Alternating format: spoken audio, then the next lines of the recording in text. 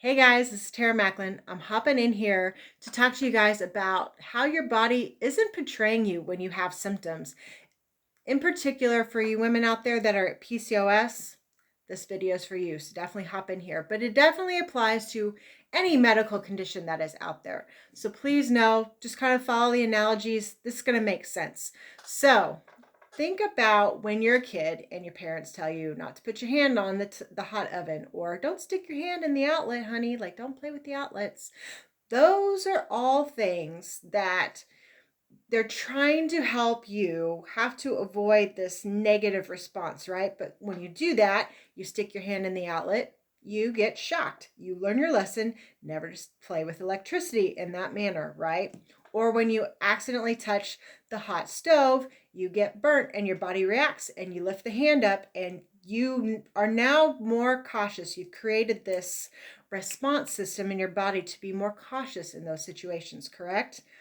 The same thing is true when it comes to your symptoms, which is why I'm not really a big fan of masking symptoms with chronic illness.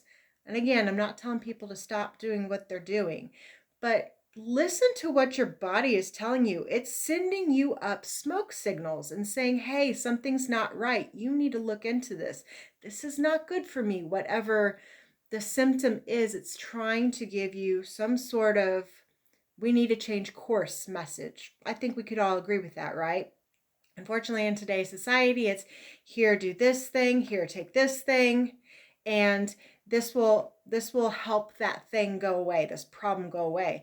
However, when you're not changing the thing that's stoking the fire is still going to keep burning.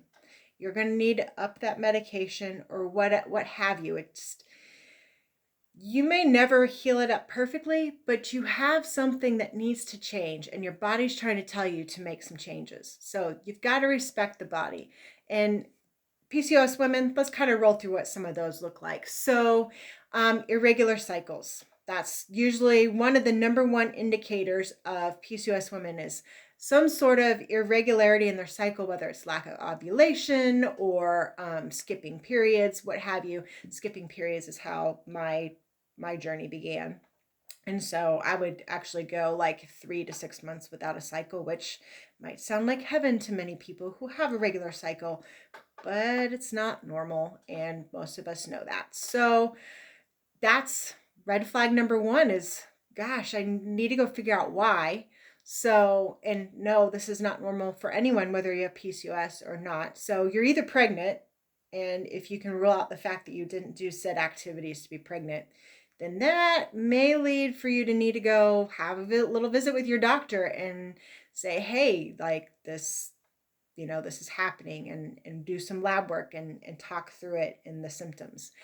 Other symptoms with PCOS women is the acne. And Lord help me, if you're struggling with the acne, I feel you, girlfriend. Like the ones that are in particular like cystic and they're painful and they're swollen and they hurt, and you put the ice on it and it just doesn't go away. You just want to stick a needle in it and drain it, but then nothing comes out.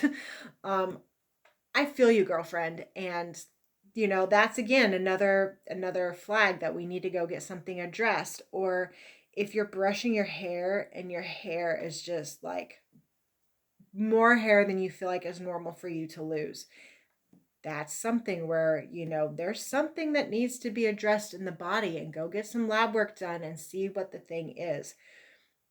If there's anything that I regret as a PCOS woman, is the fact that no one sat me down and said, these are the lifestyle changes we need to look at for fixing your symptoms, and instead of putting on the mask over the things.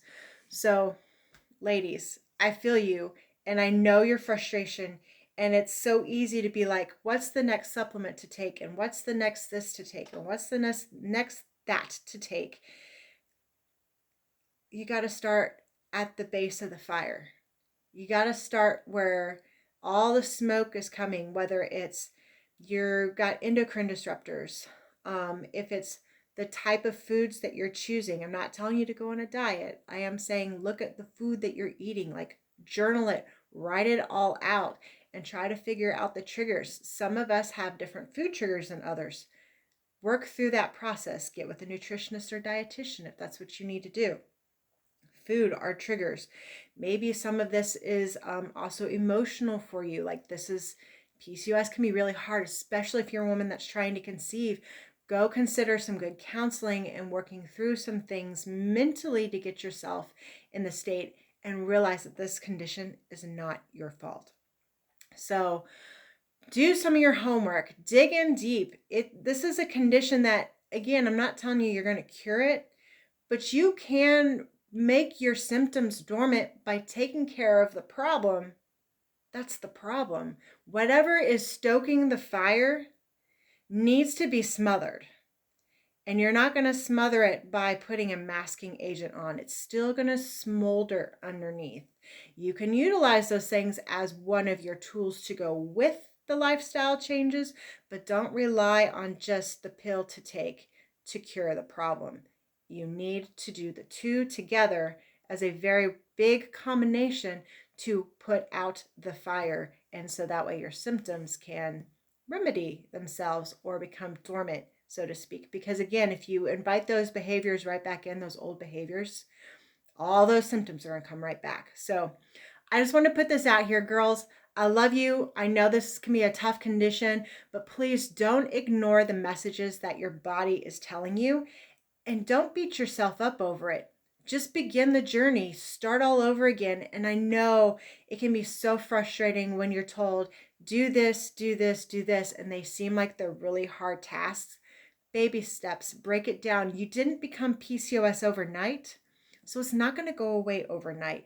It's literally creating a lifestyle change, and it's going to take, you're going to have to take that lifestyle step by step by step by step. And you might even stumble a little bit, and then you're going to keep walking up the stairs to get to the point where you're thriving in this condition and you've smoldered the symptoms. So hopefully you guys have found this helpful. If you did, make sure you guys are clicking subscribe and check out the information that I have for you down below. I have some great opportunities for us to connect, especially in my Thriving with PCOS group that's in there below. So I will talk to you guys all again soon. Bye-bye.